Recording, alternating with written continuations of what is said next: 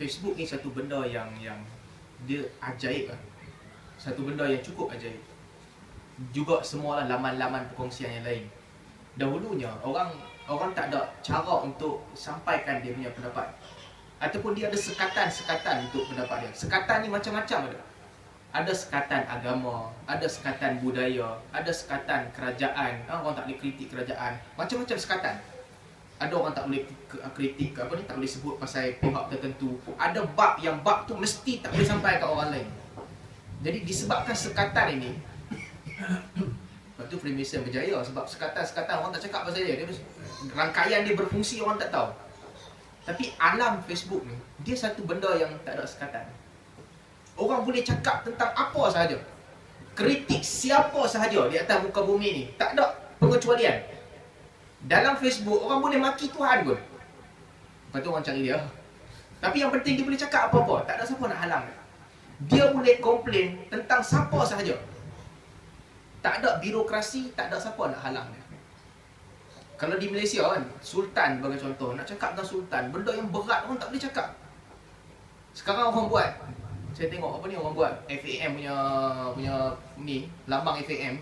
Nama harimau tu ditukar lembu tidur. Dia kata, tak tahu siapa buat kerja, dia kata ni presiden apa ni? Kerja presiden FAM ke apa ke. Ya, kita tak kata lah, tak bagus kata orang bukan Sultan kat siapa pun tak bagus tutup. Tapi sampai tahap tu orang boleh buat. Tak ada kehormatan apa. Dia satu rangkaian yang terbuka. Bila rangkaian itu terbuka, sama juga dia satu rangkaian yang menyebarkan banyak maklumat. Dan maklumat-maklumat yang sampai ni, ini untuk diri kita dan juga untuk kita ingatkan ke orang lain juga. Kita ada tanggungjawab untuk berhati-hati, terutamanya dalam bab agama. Kalau tak cerita bab agama, bab lain pun sama juga. Kadang-kadang aib kita kan, ramai orang aib dia buka sendiri. Kita marah kat orang, kita pergi tulis kat situ. Hari ni kita marah orang tu, esok boleh jadi kita sayang orang tu. Kita tulis kat situ. Kemarahan kita tu dibaca oleh ramai orang. Kadang-kadang kita tak benci orang tu pun, tapi kita marah. Kita sayang orang tu, cuma kita marah dia. Bila kita tulis kat situ, orang lain yang baca, boleh jadi orang benci orang tu, orang maki orang tu. Sedangkan kita tak mahu orang maki dia. Tak ada langsung niat kita orang nak suruh maki dia. Kita cuma di lubuk hati kita tak puas hati dengan dia, kita sebut. Adik-beradik sendiri kadang-kadang kan, marah dengan mak dia, dia pergi tulis dalam Facebook. Dia tak mahu orang maki mak dia, orang marah. Tetapi dia tak tahu kesan di sebalik tu. Antara ribuan ataupun ratusan, kalau tak ribu pun ratusan, puluhan orang yang membaca, ada orang pergi tumpang maki. Jadi ini satu ruang yang dia satu ruang yang membahaya lah kalau tak dikawal. Berapa ramai orang putus cinta kat Facebook, dia pergi maki pasangan dia. Bukan maki, dia buka map semua, dia cerita habis. Cerita tu, cerita ni, lawan maki. Hang ni bodoh, hang ni dayus, hang ni tak guna, gaduh. Lepas 2 tahun dia berkahwin. Tapi setiap pergaduhan depa ni Facebook ni dia gila sikit. Post kita dari 2011, 2010 sampai sekarang ada. Setiap satu dia tak hilang. Sebab tu kalau kita kenal orang-orang, kadang-kadang kita kenal orang dia bagus. Dia pakai tudung dan sebagainya, perempuan lah terutamanya, tutup aurat dan sebagainya. Gambar dia post kat Facebook, ada gambar kat rumah dia masak, tak tutup aurat. Kadang-kadang dia tak sedar. Tapi dia tak tahu benda tu lagi berbahaya daripada dia tak pakai tudung. Kalau dia keluar rumah tak pakai tudung, tak apa, seorang, 2 orang tengok, 3 orang tengok. Tapi dia letak dalam situ, semua orang tengok. Dah lah buka aurat, tak cerdik pula tu, dia tepi set private. Siapa-siapa pun boleh tengok. Ni nak guna teknologi, cerdiklah sikit. Terbuka kepada orang lain. Jadi benda-benda ni kita juga lah, adik-adik kita, anak-anak kita kena tengok sama apa yang ada di situ, cara penggunaan dia. Sebab ini benda yang dia syaitan besar. Kalau salah guna dia menjadi syaitan yang paling besar. Sebab dia satu rangkaian yang betul-betul terbuka. Dan sama juga bila cerita bab agama. Ramai orang dia pun suka kongsi bab agama di Facebook ni. Kita juga sama. Bab agama ni kena berdisiplin. Dan sebab itulah para ulama, kalau kita tengok, ketelitian mereka melampau-lampau dalam bab agama. Ketelitian mereka kadang-kadang benda tu kecil je kita nampak. Tapi disebabkan mereka nak jaga agama, mereka mengambil tindakan yang orang lain tak terbayang. Beberapa perkataan yang pada orang awam pun tak guna.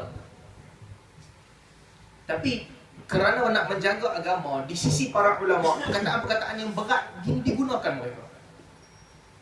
Orang tu kalau dia asyik tak jaga orang. Dia orang cerita kat dia cerita kat orang lain. Sampai kat dia cerita kat orang lain. Kita kata dia ni suka menyampaikan cerita. Takat tu je. Tapi bila kes melibatkan agama, para ulama tegas. Sebahagian mereka panggil orang-orang begini ni dajjal. Sebahagian mereka panggil orang-orang begini, dia ni ilaihi muntahal kadhab, orang paling penipu. Dia ni tak keluar daripada mulut dia melainkan tipu. Jadi para ulama mereka berhati-hati sebab menjaga agama. Begitu juga dalam Facebook ni, untuk menyampaikan satu benda cukup mudah. Dan banyak benda yang tersebar, benda-benda yang palsu, hadis-hadis yang tak betul dan sebagainya. Terlalu banyak. Orang cerita Nabi dengan dot lah, apalah cerita, macam-macam cerita. Dan cerita ini kadang-kadang datang daripada orang-orang yang dihormati, datang daripada ustaz-ustaz dan sebagainya. Jadi kita kena berhati-hati. Setiap kali kita nak share benda, sebelum kita share ataupun sebelum kita sampaikan dekat orang lain, kita menanggung tanggungjawab di hadapan Allah Subhanahu Wa Taala. Sebab Nabi SAW sebut, man rawa anni hadithan yura annahu kadiban fahuwa ahadul kadibin. Siapa yang meriwayatkan daripada aku satu hadis yang yara ataupun yura annahu kadiban, yang mana hadis tu dilihat sebagai tipu, fahuwa ahadul kadibin, dia salah seorang daripada penipu. Sebab itu tuan-tuan, memikul agama ni amanah. Dan bukan semua orang ambil. Ada orang mereka tak mau pikul agama. Maksudnya tak mau pikul tanggungjawab sampaikan agama. Sampai ke tahap mereka hebat. Sebab tu kita lihat sebahagian sahabat Nabi. Sahabat Nabi tak ramai yang berfatwa. Tak ramai yang menyampaikan hadis. Al-Mukassirin 7 orang yang banyak sampaikan hadis. Lepas tu tak ramai. Ramai, bayangkan tuan-tuan, dalam Hajjatul Wada', Ibn Hazmin kata, la yahsa adaduhum illa khaliquhum wa raziquhum. Bilangan sahabat Nabi ni cukup ramai. Bilangan mereka tak boleh dikira melainkan Tuhan yang menciptakan mereka dan memberi rezeki kepada mereka. Dalam ramai-ramai tu, yang sampai hadis tak sampai 100 orang pun. Yang banyak sampai hadis belasan orang je. Sebab ia satu amanah yang berat. Sebab tu sebahagian orang mereka memilih untuk beribadat dan tak sampaikan dekat orang lain. Tapi kalau semua orang pilih untuk ibadat tak sampai ke orang lain, hilanglah ilmu. Kan? Sebab tu sama juga dalam kes fitnah. Kan, tuan-tuan ingat bila berlaku perang Jamal, perang Siffin kan, kita kata pilihan paling selamat adalah pilihan majoriti sahabat yang mereka tak terlibat. Tapi kalau semua sahabat tak terlibat, rosaklah negara. Tapi pilihan berani yang tepat pada ketika itu adalah orang yang menyelesaikan fitnah itu. Jadi dalam bab menyampaikan ilmu juga begitu, dia satu tanggungjawab yang besar. Dahulunya ilmu hanya disampaikan oleh ulama, tapi dengan Facebook dan sebagainya ni, semua orang dia main share kepada orang lain, dia main copy paste kepada orang lain. Kita bertanggungjawab di hadapan Allah Subhanahu Wa Taala. Dan kita kena ingatkan orang lain juga, orang yang buat begitu dia bertanggungjawab di hadapan Allah Subhanahu Wa Taala. Kadang-kadang kita yakin dengan orang. Kita kata, ustaz ni bagus. Ustaz Salman, orang kata, kita kenal Ustaz Salman duk mengajar hadis 40, takkan dia nak tipu. Ustaz Salman letak hadis, dia pun copy dan dia pun paste. Tuan-tuan, boleh jadi salah. Boleh jadi benda tu salah. Jadi bila main dengan perkataan Nabi SAW, tak ada cara lain nak sampai, mesti kena belajar dulu. Kita tak boleh main suka-suka hati sampai. Walaupun orang tu dihormati. Tuan-tuan, bab sampai ni, dia tak buat tau. Ni bukan bab reka hadis palsu ni, bab sampai sahaja. Benda tu berat. Sebab itulah Al-Imam Ibn Jauzi dalam kitab Al-Mawdu'at, dia mengkritik apa nama Ibn Majah. Imam Ibn Majah, imam hadis yang besar. Kita bacakan Sunan Ibn Majah, kitab yang besar. Ada satu hadis dalam Sunan Ibn Majah. Hadis berkaitan dengan apa ni? Bila pembukaan Kota Qazwain. Buka Kota Qazwain. Dalam hadis itu disebutkan siapa yang berjaga 40 hari, 40 siang, 40 malam, dibuat untuk dia dalam syurga satu tiang daripada emas dan sebagainya. Ibn Jauzi mengkritik Ibn Majah. Ibn Jauzi kata hadis ni tak patut ditulis. Bagaimana hadis ni ditulis di dalam kitab dalam kitab Sunan, tapi tidak diberi isyarat kepada hadis ni palsu. Ibn Jauzi kata Ibn Majah sepatutnya tahu bahawa Nabi SAW bersabda, siapa yang sampaikan hadis yang orang kata hadis tu palsu, dia salah seorang daripada penipu. Ibn Jauzi bukan menuduh Ibn Majah. Dia kata sensitiviti dalam bab ni penting. Hadis ni tak patut ada dalam kitab Sunan. Itu tuan-tuan, ulama. Ibn Majah tak buat salah apa pun. Dia sampaikan hadis tu dan dia letakkan syarat, kitab aku bukan semuanya sahih. Namun begitu, Ibn Jauzi mengkritik dia.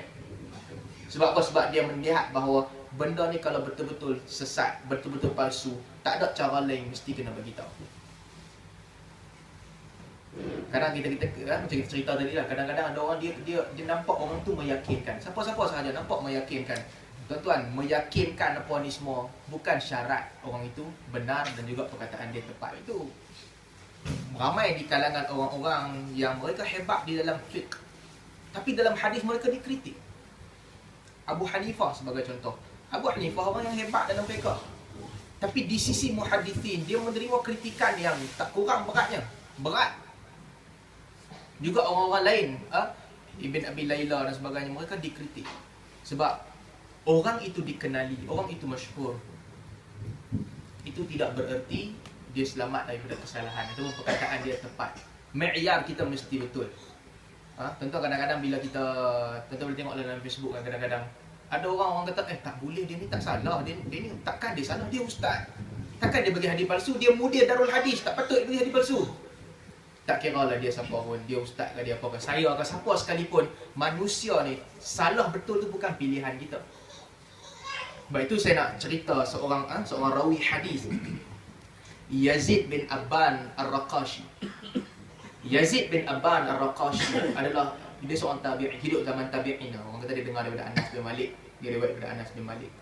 Tapi Yazid Ar-Raqashi, dia ni dikenali dengan orang yang kuat ibadat. Ibadat dia cukup kuat, yang mana orang cerita apabila dia bercakap, dia pasti menangis. Yazid Ar-Raqashi pada waktu malam bila dia jalan di tepi bukit, dia kata, bukit ni engkau akan jadi haba'an mansura, engkau akan jadi debu-debu yang berterbangan. Dia sebut kat batu, engkau ni akan jadi tu, engkau ni akan jadi ni. Betul dia kata, adapun aku ni, adapun Yazid Ar-Raqashi, aku ni akan ditanggungjawabkan di atas setiap yang aku buat.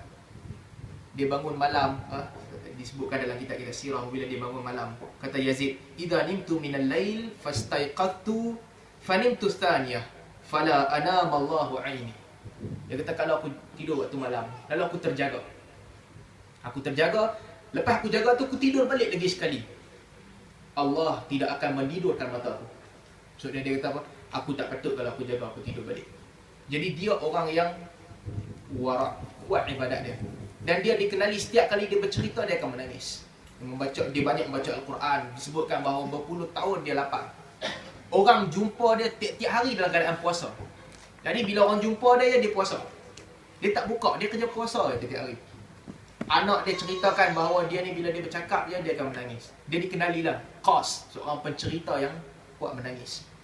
Sehinggalah bila dia dekat nak mati pun sama juga. Yazid Ar-Raqashi bila dia nak mati, dia menangis. Orang tanya dia sebab apa dia menangis. Dia ni ibadat dah kuat. Yazid kata, aku membilang hari-hari yang aku tak bangun solat malam dan aku tak berpuasa di siang hari. Subhanallah. Kita bilang hari, benda wajib yang takut-takut kita tertinggal. Tapi Yazid Ar-Raqashi kuatnya ibadat dia. Dia kata, aku takut kalau ada hari aku terlupa untuk bangun malam, ataupun kalau ada hari yang aku tak berpuasa pada siang hari. Kata Yazid, aku tak ada apa dah nak bawa solat dan sebagainya. Lalu dia kata, siapalah nak solat bagi dia lepas dia mati, siapalah nak puasa bagi dia selepas dia. Ini ciri-ciri wali Allah, dalam keadaan takut, dalam keadaan berharapkan daripada Allah Subhanahu Wa Taala. Lalu kalau kata nama sufi, dia ni sufi, orang yang kuat ibadat. Tuan-tuan, dia solat setiap malam dan dia puasa setiap siang. Maksudnya apa? Maksudnya dia ni dekat dengan Allah Subhanahu Wa Taala. Orang yang solat setiap malam dan dia doa kepada Allah, dia dekat dengan Allah. Tapi bila mai bab hadis, apabila para ulama hadis menilai kedudukan dia, kata Syu'bah rahimahullah, Syu'bah nama yang tak perlu dikenalkan dalam hadis, kata Syu'bah, la an azni ahabba ilayya min an uhaddith an Yazid Ar-Raqashi. Syu'bah kata, adapun pada aku, berzina itu aku lebih sukai daripada meriwayatkan daripada Yazid Ar-Raqashi. Yazid Ar-Raqashi, dia tak tipu, tapi hadis dia betul-betul lemah. Bila dia sampaikan hadis, banyak hadis-hadis dia yang salah, hadis lemah. Ulama mengkritik dia. Al-Bukhari sebut nama dia dalam riwayat daripada dia dalam Adabul Mufrad. Tirmidzi juga riwayat dengan Ibnu Majah. Ulama mengkritik Yahya bin Ma'in tak ambil daripada dia. Tapi bila mai kat Syu'bah kata aku lagi rela berzina daripada aku riwayat daripada Yazid Ar-Raqashi. Tuan-tuan, ibadat dia kuat. Dia seorang abid, zahid, orang yang zuhud dia. Tapi bila mai bab hadis, apabila dia salah, lihat ketegasan para ulama, lihat ketegasan Syu'bah. Syu'bah kata lagi bagus aku berzina daripada aku meriwayatkan daripada dia. Jadi nak kata apa? Kita nak kata orang tu kita tak tahu. Bab ibadat ni bab dia dengan Tuhan. Ibadat tak nak kena mengenal dengan kita. Dia dengan Tuhan. Tetapi bab kebenaran ilmu ini dia dinilai dengan neraca ilmu. Tak ada benda lain dah. Fitnah bila kita berhadapan dengan Facebook, Twitter dan sebagainya. Alasan nak kata dia ni kedudukan dia begini, dia ni hebat dia macam ni, dia pernah buat begini, ini jawatan dia. Alasan ni semua tolak tepi bang. Menilai kebenaran seseorang itu hanya dengan neraca ilmu. Dalam hadis, jangan cerita orang tu warak, orang tu bagus, orang tu hebat, ibadat dia. Itu semua tak nak nilai. Nilai dia apa? Apa kata Abu Zur'ah? Apa kata Abu Hatim? Apa kata Syu'bah? Apa kata Ali bin Madini? Apa kata Al-Bukhari? Apa kata Ahmad? Apa kata Ibn Hibban? Itu nilai dalam hadis. Nama-nama ini, nama-nama muhaddis ni, ya orang ceritakan ibadat mereka juga. Tapi itu bukan keutamaan. Bila orang sebut tentang nama Al-Bukhari, keutamaan dia apa? Bukhari pergi negeri ni, dia jumpa dengan orang ni, dia sampaikan benda ni, dia kritik orang ni. Bila orang cerita tentang Ali bin Madini, orang akan ceritakan kehebatan ilmu. Jadi ilmu ini tidak diambil melainkan daripada tempat dia.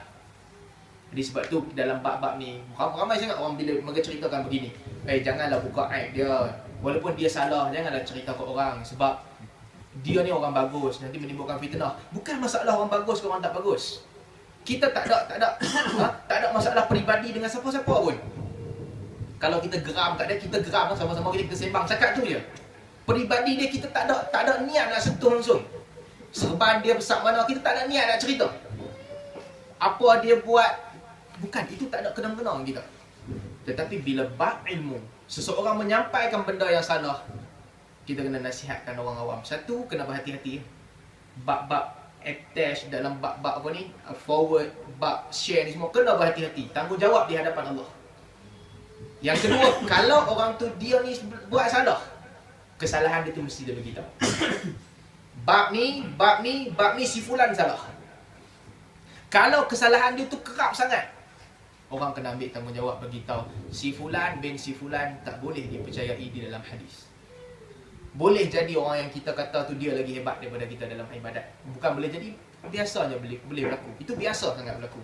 Tetapi amanah ilmu itu mesti dipikul. Tak ada cara lain. Amanah ilmu mesti dipikul. Sebab tu ulama jarh wa ta'dil, mereka mengkritik orang. Sebahagian mereka kata, hari ini kita bercakap tentang orang yang 200 tahun dahulu, binatang tunggangan mereka telah menjejakkan kaki dalam syurga. Tapi kerana amanah menjaga agama, mereka bercakap. Jadi kita juga sama, bab-bab gitu kena berhati-hati. Kita bila tekan share tu, kita menanggung tanggungjawab. Sebab tu saya sebut, kalau kita ni tak ada ilmu dalam hadis, jangan share hadis. Tak ada faedah, jangan share hadis. Orang kata apa itu? Nabi kata balighu anni walau ayah, sampaikan daripada aku walaupun satu ayat. Sampaikan tu dengan ilmu, hang tak ada ilmu jangan sampaikan. Ceritalah, cerita dongeng ke, cerita ibadat ke, cerita si fulan tu jumpa bini dia dalam mana. Itu cerita, tak apa. Orang ni ibadat dia kuat, dia bangun tiap-tiap malam, cerita. Orang ni dia mati, anak dia mati, kesian kat dia, lelaki dia pun mati. Itu cerita. Orang ni dia baru buat Facebook 3 bulan, lepas tu dia mati aksiden. Cerita, tak apa. Tapi bila mai perkataan Nabi SAW, tak ada ilmu, tutup mulut, berhentikan tangan kita. Ini tanggungjawab. Antara benda yang baru tersebar ni, bab nombor 13 ni. Tuan, nombor 13 ada orang buat, ada orang cerita dalam Facebook ni, di agak famous lah juga, Syekh besar. Dia cerita nombor 13 ni bila datang, maksudnya dekat dengan kiamat. Dia bercerita lah, tentera Nabi dalam perang Badar nombor 313 orang. Jadi hujungnya 13. Lepas tu dia macam-macam lah cerita. Rukun solat ada 13. Rukun solat 13. Siapa dia kata rukun Islam ikut Yahudi 13? Ikut Yahudi memang 13 pun. Rukun solat 13. Apa lagi 13? Yang di Pertuan Agong yang ulang 2 kali ni, Sultan Kedah, yang ke-13. Pilihan raya baru ni pun yang nombor 13. Ada orang kata Salman buat ni lah, buat video untuk bantah. Saya kata apa kita nak bantah, biar benda-benda ada asas bolehlah kita bantah. Benda ni nak bantah juga ke? Lepas tu Arab kata ni butlanuha yughni an ibtaliha. Kebatilan pendapat begini telah memadai untuk membatilkan dia. Jadi benda ni tak perlu dibatalkan, tak perlu dibantah. Tapi benda ni disebar, disebut oleh orang yang ada kedudukan, orang yang hebat lah, dipandang hebat. Tak apalah kalau dia salah, mudah-mudahan Allah ampunkan dia. Kalau dia salah, dia kena mengaku salah lah. Tapi bab begini, dia kata lepas tu ustaz tu kata banyaknya nombor 13 ni tanda dekat dengan kiamat. Kita dah dekat dengan kiamat. Kita masuk tanda pertengahan kiamat. Dalilnya apa? Dalilnya nombor 13 ni duk main kerak-kerak. Nak merepek pun pada-pada lah. Merepek melampau-lampau sangat. Takkanlah ada salah satu bab dalam Islam apabila Sultan Melayu yang mana ke berulang kali menjadi sultan, menjadi raja kali kedua, dia berlaku pada apa? Putaran yang ke-13, itu tanda kiamat. Itu memang teruk sangatlah. Bila berlaku PRU ke-13 di Malaysia, itu tanda pertengahan kiamat. Ini mana punya merepek ni? Nak merepek pada-pada. Kalau itu sandaran ilmu kita, orang Melayu dia buat macam tu, orang Cina dia buat cara Cina dia sendiri, orang India dia buat cara dia India sendiri, orang Afrika dia ada tanda-tanda dia sendiri, orang Europe dia ada tanda dia sendiri, Amerika Latin dia ada tanda dia sendiri, orang Amerika Utara ada tanda dia sendiri, orang Asia Selatan semua tanda dia sendiri. Lah berjuta tanda kiamat. Berjuta tanda kiamat, orang lain pun tak tahu. Tanda kiamat tumbuh pokok ni kat negara sekian. Betul ya? Betul. Kami tak tahu kan. Hang tak duduk negara tu, hang tak tahu. Macam tu juga. Tuan-tuan cuba pergi cerita kat orang yang bukan duduk Malaysia. PRU ke-13 tanda dekat kiamat. Takkah dia kata hang merepek? Ingat agama ni turun cok tanah Melayu ke? Benda-benda gini kena berhati-hati. Bab asyratus sa'ah, tanda-tanda kiamat ni. Kita dah baca dulu hadis. Sebab tu penting belajar hadis ni. Hadis yang 50 hadis ni cukup penting. Sebab dia merangkumi semua bab agama. Jibril datang kat Nabi SAW. Jibril tanya, akhbirni anis sa'ah. Kita dah cerita dulu kan. Cerita kat aku tentang kiamat. Nabi kata, mal mas'ulu anha bi'a'lama minas sa'il. Orang yang ditanya ni bukanlah lebih pandai daripada yang bertanya. Maksudnya apa? Aku dengan hang serupa, kita sama-sama tak tahu. Itu jawapan Nabi. Akhbirni an amaratiha. Jibril kata, okeylah, kalau itu bagi tahu kat aku tanda-tanda kiamat. Nabi cerita tanda kiamat, hamba ibu melahirkan tuan dia dan sebagainya. Orang-orang yang miskin dulu kasut pun tak ada, bogel, berebut buat bangunan tinggi. Nabi cerita amarat. Amarat, tanda-tanda kiamat, manusia tak tahu. Kita tak boleh reka ikut kepala otak kita sendiri. Macam mana kita nak tahu apa yang Nabi beritahu? Sebab itu dalam tanda-tanda kiamat, walaupun ada perkataan sahabat, sebagai contoh, ada sahabat kata, para ulama akan kata bab ini al-mauquf fi hukmil marfu'. Ulama hadis akan kata bab ni lafaznya mauquf. Lafaznya mai daripada Ibnu Abbas, lafaznya mai daripada Anas, lafaznya mai daripada Abu Hurairah, tapi fi hukmil marfu', tapi hukumnya adalah marfu'. Hukumnya perkataan Nabi. Sebab apa? Sebab bab begini para sahabat mustahil nak reka sendiri. Mereka tak ada idea.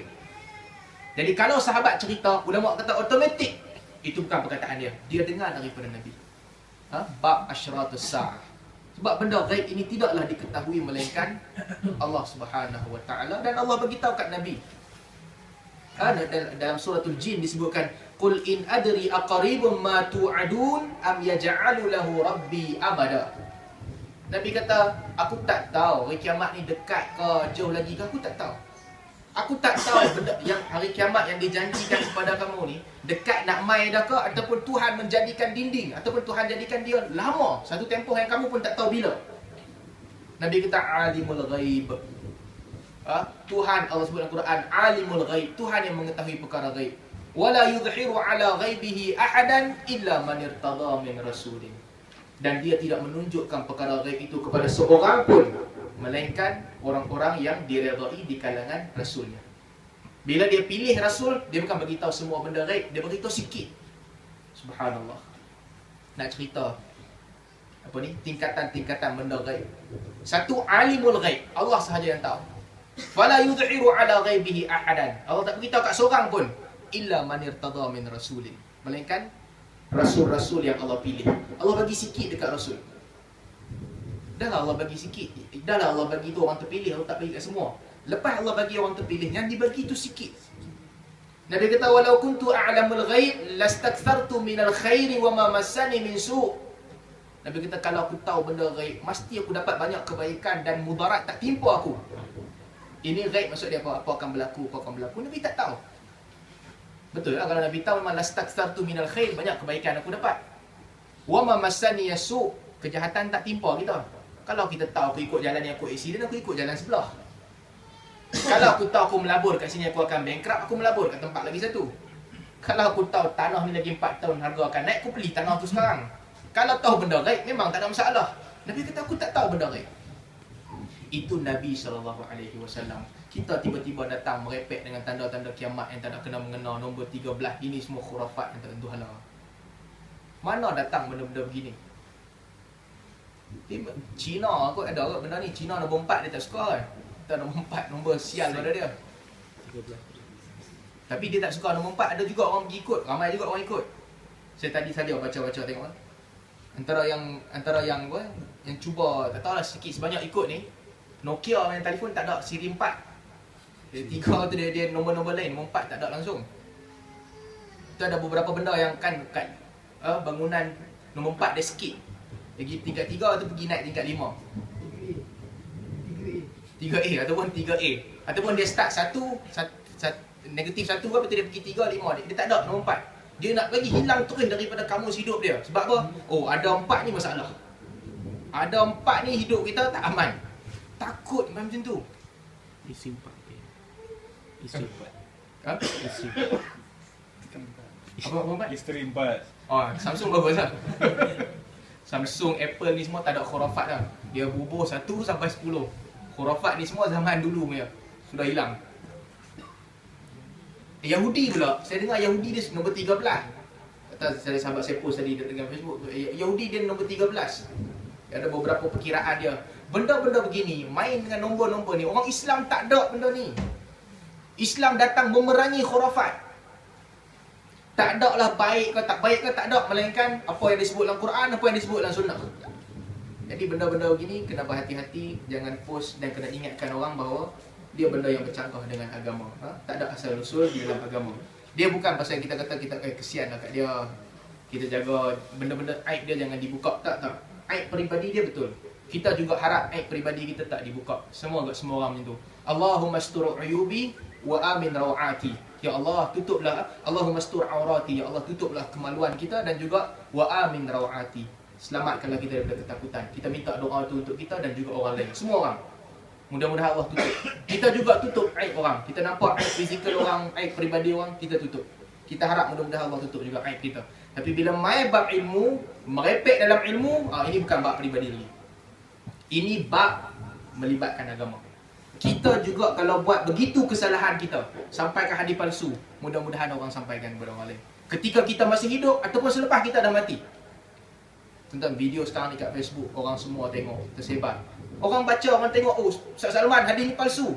Siapa-siapa sahaja yang tengok, siapa-siapa sahaja yang kesan, keluarkan bagi tahu. Ustaz Salman bagi tahu hadis ni palsu, tak betul. Mesti buat begitu. Dan begitu juga dengan orang lain. Bila melibatkan bab ilmu, dia kena berhati-hati dan dalam bab ni tak ada toleransi. Abdul Rahman bin Mahdi kata khaslatan la yastaqimu fihi ma husnudzan. Ada dua sifat yang tak ada husnuzan. Mesti betul-betul tepat. Satu hukum, yang kedua hadis. Hukum pergi mahkamah tak ada husnuzan. Kita nampak orang tu mencuri, kita kata dia mencuri. Kita nampak dia berzina, kita kata dia berzina. Saya nampak dia celuk tabung masjid, tapi saya tak tahulah kok dia nak sedekah RM5, dia letak 10, dia nak ambil duit belen kot. Itu tak ada. Husnuzan tak ada. Hang nampak dia korek tabung, aku nampak dia korek tabung. Takat tu je. Hadis sama juga. Hang nampak hadis ni salah ke salah? Memang salah. Tapi boleh pakai kot, maksud dia betul. Husnuzan tak ada kat situ. Kalau ulama hadis duk main husnuzan, tersebarlah ke semua hadis palsu. Hadis ni memang palsu, tapi fadilat dia betul. Dia ni memang buat hadis palsu, tapi niat dia bagus. Nuh bin Abi Maryam. dia buat hadis palsu. Niat dia bagus. Dia orang ibadat. Pasal apa buat hadis palsu? Apa orang ni semua? Dia ni duk baca kitab fiqh Hanafi. Dia ni duk baca kitab fiqh Syafi'i. Semua kitab fiqh. Aku buat tentang fadilat Quran. Orang baca Quran. Niat dia bagus. Tapi benda tu salah. Jangan duk main kata, maksud dia betul. Tak ada. Nabi tak kata, benda tu salah. Ini prinsip yang dipegang oleh para ulama hadis.